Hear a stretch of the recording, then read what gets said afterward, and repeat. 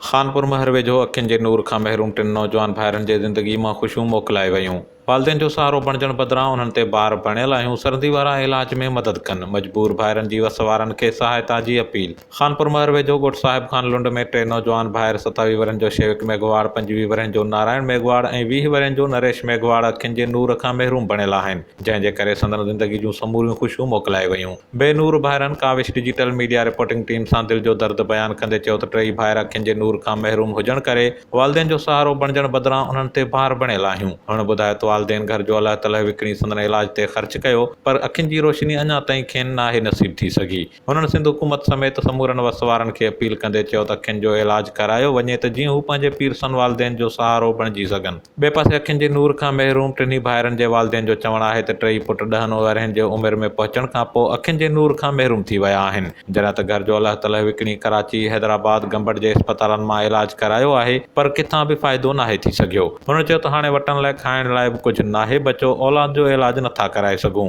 हुननि सिंध जे वॾे वज़ीर समेत समूरनि वस वारनि खे अपील कंदे चयो त नौजवान औलाद जो इलाज कराए संदन परेशानी ख़तमु कई वञे। अज़ीम सियाल, Kaavish digital media reporting team, खानपुरमहर।